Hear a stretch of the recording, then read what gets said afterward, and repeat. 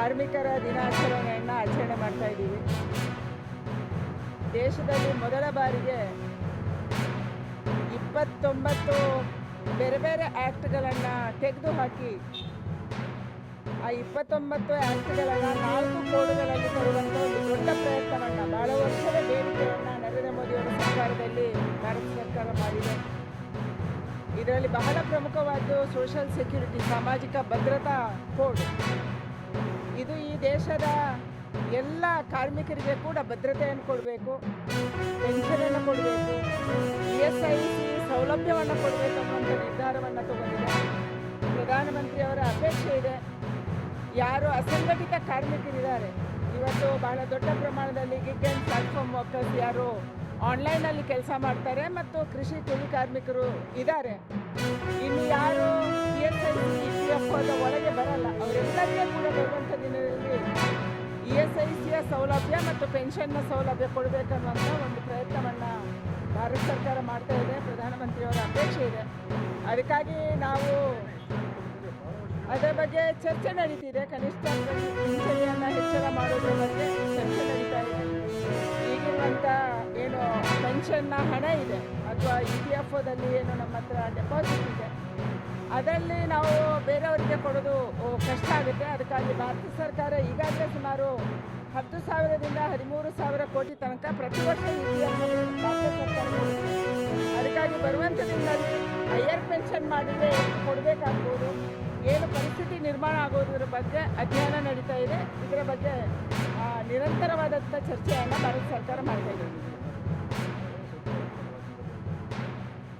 ಕರ್ನಾಟಕ ರಾಜ್ಯದಲ್ಲಿ ಮಾತ್ರ ಅಲ್ಲ, ಹಲವಾರು ರಾಜ್ಯಗಳಲ್ಲಿ ಯಾವುದು ಬೇರೆ ಪಕ್ಷಗಳ ಆಡಳಿತ ಇದೆ, ಅದು ಯಾವುದೇ ಸರ್ಕಾರವನ್ನು ಭಾರತ ಸರ್ಕಾರದ ಜೊತೆಗೆ ರಾಜ್ಯ ಸರ್ಕಾರಗಳು ಕೊಡ್ತಾ ಇಲ್ಲ. ಸ್ಪೆಷಲಿ ಕರ್ನಾಟಕ ರಾಜ್ಯದಲ್ಲಿ ಯಾವ ಬಿಲ್ಡಿಂಗ್ ಕನ್ಸ್ಟ್ರಕ್ಷನ್ ವರ್ಕರ್ಸ್ ಇದೆ, ಸೆಸ್ ಕಲೆಕ್ಷನ್ ಆಗ್ತಾ ಇದೆ, 2% ಈಗೇನು ಆಗ್ತಾ ಇದೆ. ಪ್ರತಿ ವರ್ಷ ಸುಮಾರು 15,000 ಕೋಟಿಯಷ್ಟು ಇದರಲ್ಲಿ ಸಂಗ್ರಹ ಆಗ್ತಾ ಇದೆ.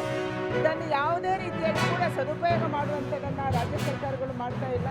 ಕೇವಲ ಮೆಡಿಕಲ್ ಕ್ಯಾಂಪ್ ಮಾಡು, ಕಿಟ್ ಹಂಚು, ಇದಕ್ಕೆ ಖರ್ಚನ್ನು ಬಿಲ್ಲನ್ನು ತೋರಿಸಿ ನಮ್ಮ ಕಾರ್ಮಿಕರ ಹಣವನ್ನು ಲೂಟಿ ಹೊಡೆಯುವಂಥದ್ದನ್ನು ಕರ್ನಾಟಕ ಸರ್ಕಾರ ಕೂಡ ಮಾಡ್ತಾ ಇದೆ, ಮಾಡ್ತಾ ಬಂದಿದೆ, ಹಲವಾರು ಸಂದರ್ಭದಲ್ಲಿ ಆಗಿದೆ.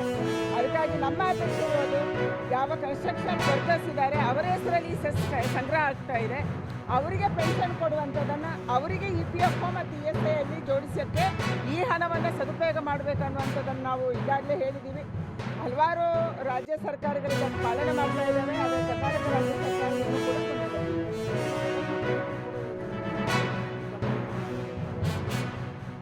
ಹಗರಣಗಳು ಹಲವಾರು ಸಂದರ್ಭದಲ್ಲಿ ಆಗಿದೆ. ಇದರಲ್ಲಿ ಕರ್ನಾಟಕ ರಾಜ್ಯದಲ್ಲಿ ಕೂಡ ಇವತ್ತು ಕಾರ್ಮಿಕ ಇಲಾಖೆ ಸರಿಯಾದ ರೀತಿಯಲ್ಲಿ ಕೆಲಸವನ್ನು ಮಾಡ್ತಾ ಇಲ್ಲ ಅನ್ನುವಂಥದ್ದು ಹೇಳಿದೆ. ಉದಾಹರಣೆಗೆ ನಾನು ನಾಳೆ ಅಲ್ಲ ನಾಡಿದ್ದು ದೊಡ್ಡಬಳ್ಳಾಪುರದಲ್ಲಿ ನಮ್ಮದೊಂದು ESIC 100 ಬೆಡ್ಡಿನ ಆಸ್ಪತ್ರೆ ಉದ್ಘಾಟನೆ ಇದೆ. ಅದನ್ನು ಭಾರತ ಸರ್ಕಾರ ಮಾಡ್ತಾ ಇದೆ. ಇದು ನಿಜವಾಗ್ಲೂ ಮಾಡಬೇಕಾದ್ದು ರಾಜ್ಯ ಸರ್ಕಾರ ಇತ್ತು. 3 ವರ್ಷದಿಂದ ಬಿಲ್ಡಿಂಗ್ ರೆಡಿ ಆಗಿತ್ತು. ನಾವು ರಾಜ್ಯ ಸರ್ಕಾರದ ಜೊತೆ ನಿರಂತರವಾಗಿ ಸಂಪರ್ಕ ಮಾಡಿದ್ವಿ. ಬಿಲ್ಡಿಂಗ್ ತಯಾರಿ ಮಾಡಿ ನಾವು ಕೊಟ್ಟಿದ್ದೀವಿ, ಹಣ ಉಪಯೋಗ ಮಾಡಿದ್ದೀವಿ, 200 ಕೋಟಿ ಖರ್ಚು ಮಾಡಿದ್ದೀವಿ, ಪೇಮೆಂಟ್ ತೊಗೊಂಡಿದ್ದೀವಿ.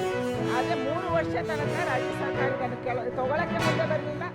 ನಾವು ಯಾವುದೇ ಡಾಕ್ಟರ್ಸನ್ನು ಕೊಡಲ್ಲ, ನಾವು ನರ್ಸಸ್ಸನ್ನು ಕೊಡಲ್ಲ, ನಾವಲ್ಲಿ ಫೆಸಿಲಿಟಿ ಕೊಡಲ್ಲ ಅಂದರು.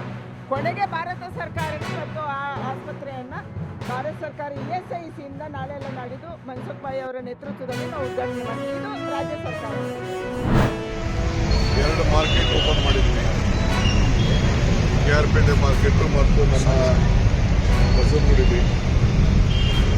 ಆಮೇಲೆ ನಮ್ಮ ಡಬಲ್ ಡೆಕ್ಕರ್ ಅದು ಕೂಡ ಏನು ಅರ್ಧ ಉಳ್ಕೊಂಡಿತ್ತು, ಅದನ್ನು 5 ಕಿಲೋಮೀಟರ್ ಕಡೆ ಮಾಡಿದ್ವಿ.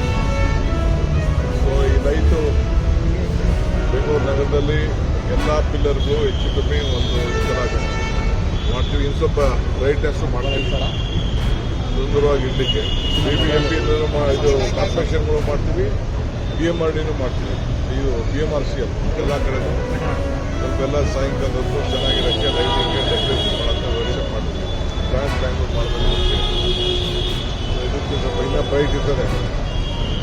ಅದಕ್ಕೆ ಇವತ್ತು ಬಂದು ಪವಿತ್ರವಾದಂಥ ದಿನ ಬಂದು ಇದನ್ನು ಪೂಜೆ ಉದ್ಘಾಟನೆಯನ್ನು ಮಾಡಿದ್ದೇನೆ.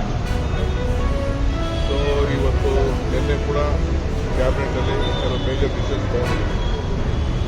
ಇವತ್ತು ಬೆಳಗ್ಗೆ ಖಾತಾ ಆಂದೋಲನ ವಿಚಾರಕ್ಕೂ ಕೂಡ ಈಗಾಗಲೇ ಪ್ರೆಸ್ ಕಾನ್ಫರೆನ್ಸಸ್ ಮಾಡ್ತಿರ್ತಿದ್ದಾರೆ.